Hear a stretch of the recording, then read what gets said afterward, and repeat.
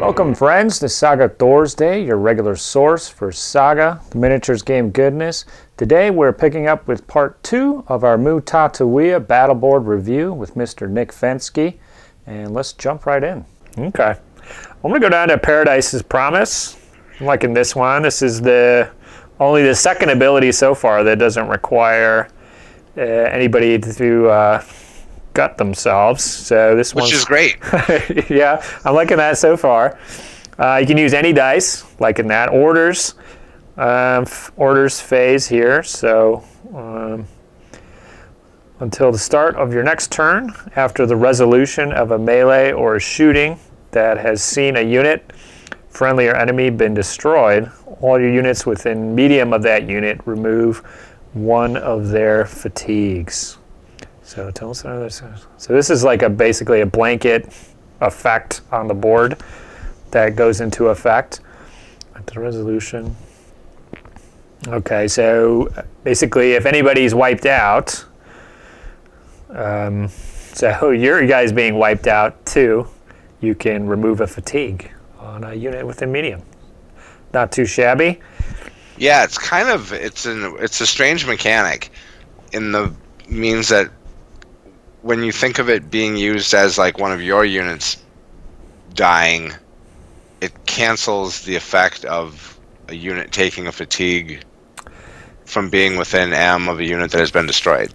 Yes, so yeah, it's actually within short. So if you're within short, you'll basically nullify that, and then if you were in the extra 2 inches, you wouldn't get it for being within short, but you could, if you had one from previous, you could get it. So yeah, that's a really good point where it's not really a gain probably most of the time unless you're in that little band, but it's just, you're not going to be penalizing yourself. It's kind of cool if you use it on an enemy, because it's like you're popping their unit and then they're all getting fatigue bombed for their guys, and then your guys are like getting powered up at the same time, so it's like kind of like a 2-point fatigue swing almost. That seems pretty fun. And that also, it does kind of play into the abilities of like gins and some other things where you can push your guys up the board and they get fatigue, but you can then remove it because they have fatigue removal in the activation phase, and then also with this. Yeah, true. But then you got Prayer Vigor, this one, but then they're both kind of really kind of specific and interesting. So it's not straightforward, kind of like the Viking board. Just shed a fatigue within your Warlord range. These are kind of really specific situations for both of those. It's kind of cool that it works with shooting as well. Oftentimes, do you take some shooter units in your force? It'd be the bow-armed warriors, I guess. Yeah, bow-armed warriors. Some folks like them, some folks don't. What's your take? I have not used any bow-armed. The only range things I do with my Mutatawwi'a is I'll bring a unit of the Nefata in with their fire bombs. For Dogs of War, but yeah, I typically run all foot warriors, and then the one unit of Hearthguard mounted on camels for fun. Okay, yeah, that seems cool. Definitely see the warriors being more in favor for this one. I haven't seen any. I mean, most of the abilities have a bit on a boost for using a Hearthguard, but like it doesn't seem like that much better that you wouldn't want to have an extra. You just take the warriors, so you have twice as many guys to sacrifice throughout the battle. That's definitely a thing. I mean, Hearthguard are expensive, and if you're sacrificing them, you're giving up those slaughter points, and you're actually losing your potential ability to generate Saga dice further in the battle. Okay, yeah. A lot of stuff going on here, Nikolai. Ooh, we're going to figure it out. So much connectivity. Okay. You want to do this one down here on the bottom? I can't even say it. The hurrah happens in your order phase. This is kind of interesting. You play it in your order phase. You It's cost an uncommon die, and until the start of your next turn, any of your units can sacrifice a friendly model within S of the unit to use it as the cost of an ability without sacrificing one from its own unit. Mm-hmm. Okay, we're getting pretty deep now, Nikolai here. Deep into the strategery of the board. Okay, so you can go into a combat, let's say, but for some reason you don't want to sacrifice one of those fighting models. You could have a little schlubby unit next to it, taking the hits, it seems. Yep, absolutely. But another special note is that for purposes of sacrificing, even if it's a fanatic unit that's using it, like on a warrior unit to sacrifice a warrior, it still count. Whatever model you actually sacrifice counts as the model being sacrificed. Okay, so if you have a unit of Hearthguard engaged and you sacrifice a warrior from a different unit, you do not get the extra buff from a Hearthguard being sacrificed. And then you could have the flip situation where a unit of warriors are engaged, and then you're okay with this Hearthguard getting killed for some reason. That would be okay too. Okay, yeah, that's a good clarification. That's interesting. I will say short is pretty, it's not a big range you're working with there. No, definitely not. Yeah, and oftentimes when you're engaging and stuff, so you have to have a unit moved up kind of next to where you're going to fight to begin with, and then move your fighting unit into place. So you're taking an extra dice to use this ability to set that up, and then you have to get that unit moved into place, and then you got to move your other unit. So it could seem pretty dice intensive. I'm trying to think about the benefits here. Do you use this one? I do not use this one frequently unless it's a situation where I want to use a fanatic to get an ability for my warrior unit. Okay, yeah, that makes sense. So if you're going to use Suicidal Charge per se, because that's a pretty good, juicy bump there compared to some of the other ones we saw. So that one, yeah, I think could definitely be worth it. Yeah, it seems pretty specific. You know, it is kind of really thinking ahead, because all you're doing is keeping alive a model from a different unit, and is that model one guy going to make a big difference in that unit's life? You really have to be able to think ahead to use that. So yeah, interesting ability, but okay. Definitely an opportunistic one. I mean, you have to kind of play it. It's not something that like falls in your lap. You have to actually execute it, like you said. Mm-hmm. Okay, good deal. Let's go to the last column here. Ooh, this is the juicy stuff. It's got to be good. Yeah, I see some rares rearing their head here. So fight to the death. I like that. It's a melee reaction ability. Do not resolve step 8 of the melee. Step 8, is that the disengage? Yep, that is when you would disengage from melee. So instead of disengaging after step 7, starting with the defender, any non-exhausted unit may decide not to engage. Starting with the defender. Any unit that disengages takes 3. Okay, so takes 3 additional fatigues if there's still units on each side engaged after that. Resolve the melee again, starting with step 1. The ability will last until one side is disengaged. Okay, so they still have the option to disengage. But they would take a minimum of 4 fatigues. They would be immediately exhausted regardless of unit type. So, okay, wow, that's fun. So I'm trying to picture how this is going down. So how would you use this one? Because this is one where you're not getting an immediate benefit for the unit that's fighting. This is at the end of it. So do you have like a unit next to them ready to go to entice them to keep fighting. I guess it's kind of weird because you wouldn't want to keep fighting unless you had more guys, the upper hand. Yes, because that's the thing. It also pertains to you. You can't voluntarily disengage either, even if you lose the fight. So you're locked in combat until someone decides to disengage and take their fatigues, 1 for fighting and 3 for the ability, or fight a whole other round of combat. Okay. So this is one of those ones that you kind of got to peek out and use to like go take out a soft target. That this can kind of be like insurance against flub dice rolls, or sometimes you can lure the Irish, for example. Sometimes you can get they have abilities that keep you from doing things. So here we can go through a combat and it's like, nope, now we're going to do it again. Yeah. So yeah, that's true. Sometimes certain board, Irish, or not Irish, the Scot, they can shut down an entire combat on its own, like basically nullify it.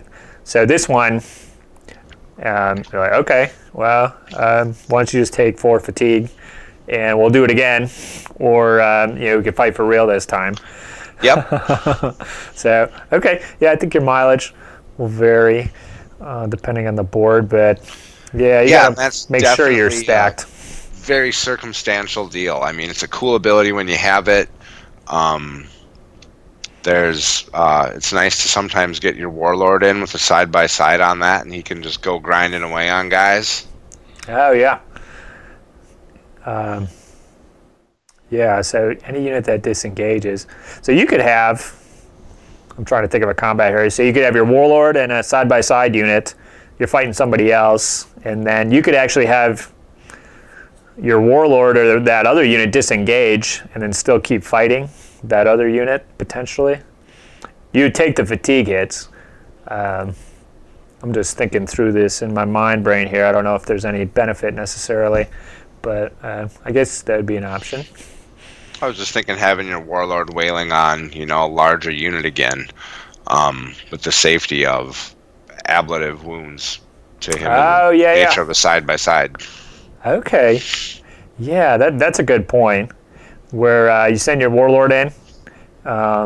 He's a beefy little fella. Does some damage.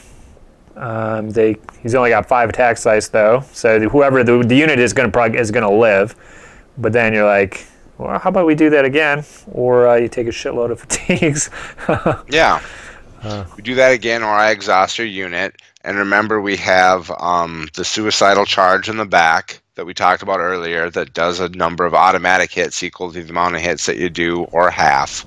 You can do that for a turn, and you can just kind of use it to shoot, smaller units, warlord, or just anything, and do some major damage, kind of Alpha Strike style damage.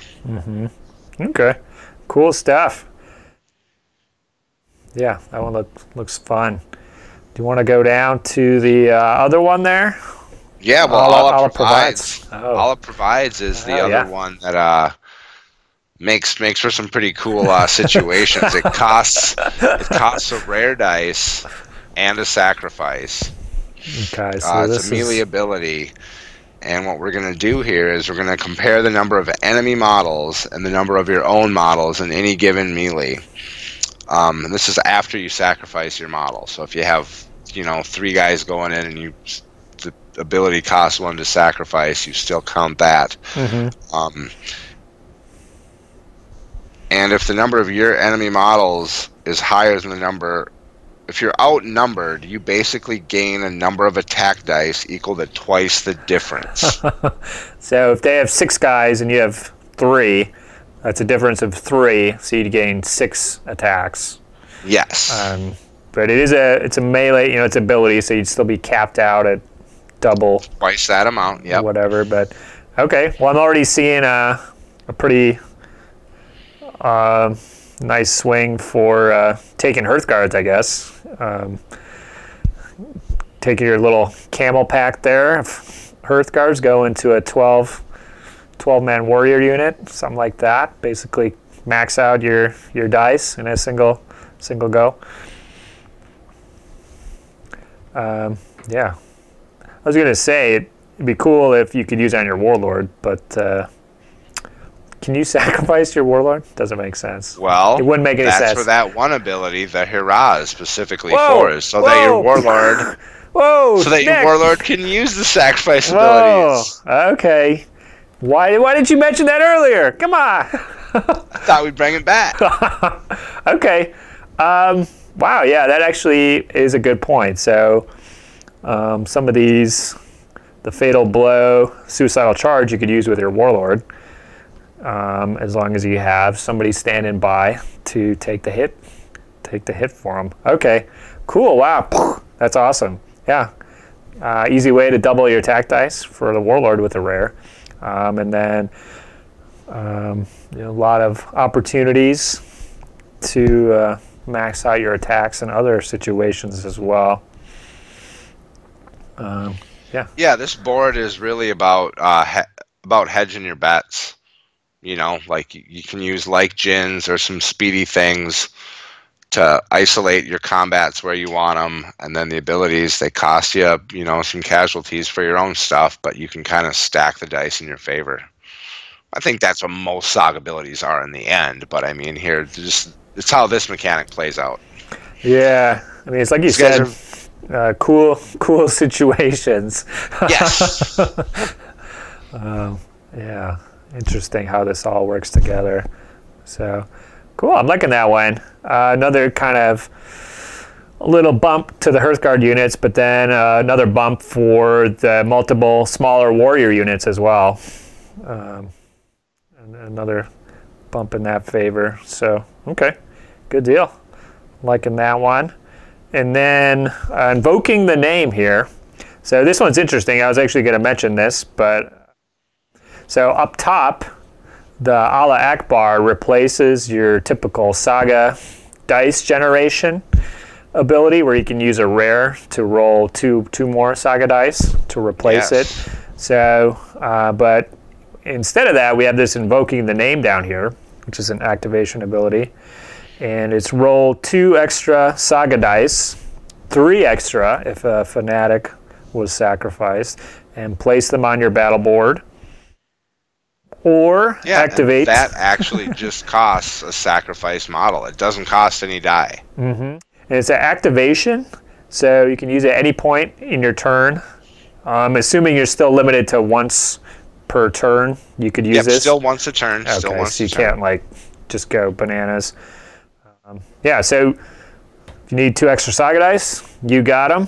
It's kind of cool that you could wait and see how your turn goes, and then be like, fuck, I really need that extra little bit right there.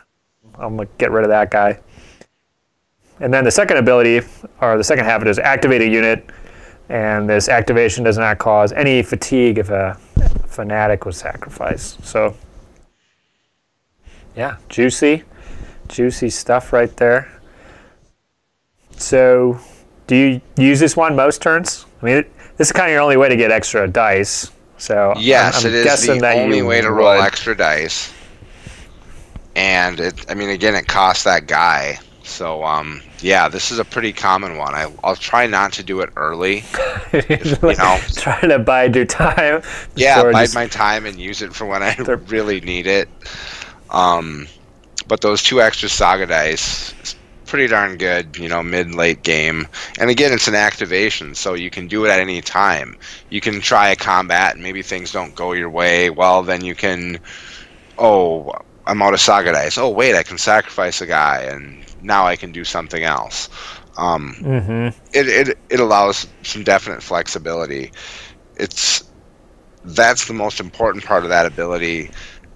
The sneaky aspect is that you can sacrifice a guy to activate a unit.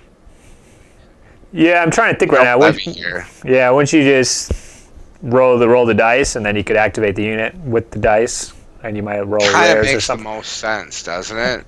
Yeah. Are you going to tell me why that doesn't make sense? Or I don't have anything. You don't have, okay. Yeah. Unless you're just not very good at rolling dice.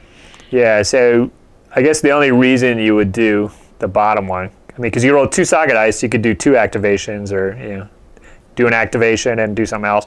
But you could do a fatigue-free activation if you're willing to drop the Hearthguard. So we all know that there's certain times where that can be a key move, going in fresh for somebody beat up. If you're going from 5s to 6s or something like that. Absolutely. Yeah, that can be the big hurdle right there. So, okay, cool. Interesting stuff. So, yeah, let's talk a little bit maybe about your warband composition. We did say you mostly take warriors and then like a little Hearthguard unit on the camels for fun. You mentioned that you're not really into the bows, and I can see that. I don't really particularly see anything that's going to be there's souping up nothing your on bow. their board that's going to juice them up. Yeah. You know, if you just want the range, you can take it, but there's nothing on this board that's going to juice up your bows. This faction likes to die on the spear. I mean, it's all about. Yeah, I was gonna say too, with the like Gene's here, even though you're taking foot sloggers, you can get those 12-inch pop outs if you do need to go after cavalry or something like that. You usually take bows, so just in case there's a cavalry unit you could use them against, but you don't even really have to worry about that because you can catch them. You have several different. You have different ways that you can get after them, and then if you do want shooting, the Nafatoon, like we mentioned, is probably equally effective, if not more so. It's something. I think when you add the Nafatoon in with this specific faction, the Nafatoon hand out fatigue essentially. I mean, you get it as well, but this faction's ability to shed fatigue, where they have 2 battle board abilities that do it in addition to the, being able to rest like anybody else. But these guys can get rid of fatigue relatively easily. The Nafatoon can dish it out, and you can kind of really win that fatigue war, and hopefully the fatigue war can help offset your balances that you lose from sacrificing dudes. Because there is definitely that sweet spot to find. I've played many games where you're going all willy-nilly and you're trying to take some chances and you're making some possibly unnecessary sacrifices. And you're like in the heat of battle, and then at the end you add up all these slaughter points and it's like, oh man, wow, I got nothing left. Yeah, I can see this is interesting board here because I'm looking at these abilities here and they're all kind of conditional, and they're not. None of these are like stupid good that are so obviously worth sacrificing the guy. I mean, you got 1, 2, 3, 4, 5, 6 of your 10 abilities. You're losing guys, activating them. And then you're trying to get that stuff back, but there's certain conditions for everything, and you have to know when you want your units to be within short or medium of each other to get the benefits and everything else. Even the fight to the death, they have the option to fall back, so it's not a sure thing. You have to set it up to make sure that works. So yeah, it looks kind of interesting. That doesn't look like an easy board necessarily. I don't know. What would you say about that? No, definitely not. It's not. I don't know. Like it's not a blunt. Like it's not like a big. It's not a baseball bat. It's kind of like a surgical instrument. It doesn't have these automatic abilities that you just look at it and you're like, oh, I see what's going on here. I do this all the time and then I win. Like that. It's very situational. Yeah. Very, very situational.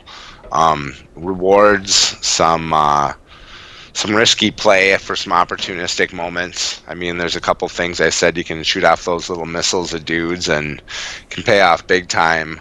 It can also not pay off. Okay, let's circle back around to that then. So, what you said you take mostly warriors. So, what are your unit sizes looking like? My warriors, I'll typically have like 2 units of 10, and then I'll throw like 2 Nafatoon in each one, or sometimes 1. So I'll have 2 larger blobs. I'll have 2 larger blobs. Battle blobs. 2 battle blobs. So I'm typically doing 4 points of warriors, which is 32 models. So I'll do like a 10 and a 10, and a couple 6s. Sometimes just a little tiny unit for sack, and sometimes I'll just have a unit of 4 dudes in the back just to be my distraction sackers, I call them, because the distraction ability just comes off anybody. They're just my distraction sack unit. Okay. Sack distraction. That makes sense.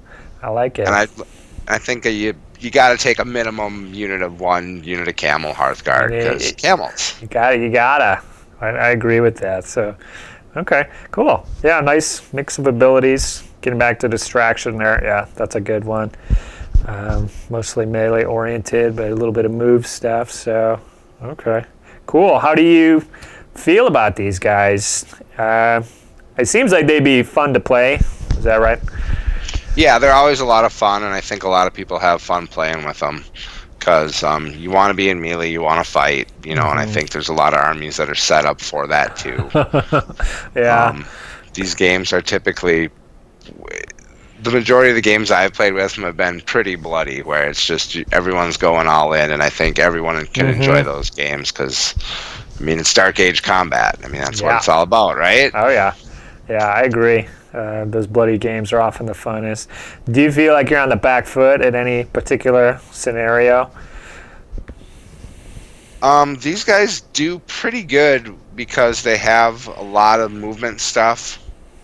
You know, I think for the scenarios, they just, you got to be real mindful of the scenarios that are straight slaughter points, or that, you know, factor that in, because every time you sacrifice a model, you're just hurting yourself. Okay, yeah, makes sense. Maybe in those ones, the Akbar might come in handy trying to bring somebody back, get those points. Well, you wouldn't get the points back. That would just be another point they could take. Oh, no. Yeah, right? Dude, just shooting yourself in the foot. Okay. Don't take it from me. Got the Mutatawwi'a expert here. He knows. Well, use that term loosely, please. and in small circles. Okay. Awesome. Well, thanks for coming on, man. This was a blast going through here. It's a fun battle board. Thanks for having me on. It's been a blast. Yeah, it's tough. I think this is one where I wish I had a game against them to kind of put everything in context.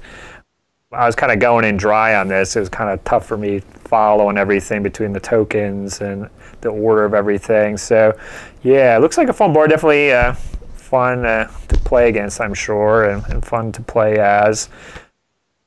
So no reason not to run your Moors or Saracens as these guys from time to time, I think. No, the models are, I mean, again, it's kind of it's their Arab faction, yeah, so that, just another plus. It's kind of they all look kind of similar, and I think even a lot of the Gripping Beast boxes are just like Arab cavalry. Yeah. You know, so it's just Arab cavalry. Another little bonus to the Saga game system, some interchangeability here. Yeah, definitely. Interchangeability. Cool. Well, thanks again.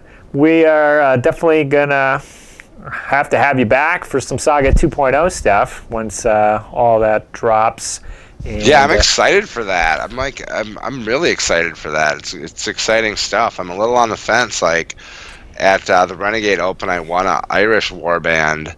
I kind of want to expand that, but it's like, do I go, like, I don't own the Raven Shadow, and is that going to be like is that board still going to be good? Are all the old boards still going to be good, or are they going to have new boards? Well, yes, there will be new boards. Your Saga dice will still work. The warbands themselves, you'll be able to use those models. The boards will be different, but it'll be interesting because some people, you don't know. Some people probably won't want to play 2.0. So I think there's value in having those boards because you can always just play. Let's do Saga. Let's do some 1.0 right now. Yeah, let's not change. Let's put on some records, drink some mulled wine, and use our typewriters. We know folks like that. So yeah, I don't know. There will be new boards and everything. I'm pumped. I can't imagine Stodgers. I can't imagine anyone that we know wanting to stick to 1.0. I should say that, but I'm sure there will be people out there. But yeah, should be pretty awesome. Exciting Hopefully, times. get some new videos and everything else. So are you gonna be at Adepticon this year, Nikolai? Faux show. Okay, Faux show. cool. I will see you there. Yes, I'll be there. Okay. No I'm question. going. I've got a bunch of different event stuff, but I'm gonna be at Adepticon. All right, baby. Yeah, I'll see you there as well. I'm signed up. I think Saga Saturday is my day, my big day there. So I'll see you in there in the hall, my man. See you at PACA in a few weeks here, and have a good night. I'll talk to you soon. Check you later. Thanks, buddy. Saga.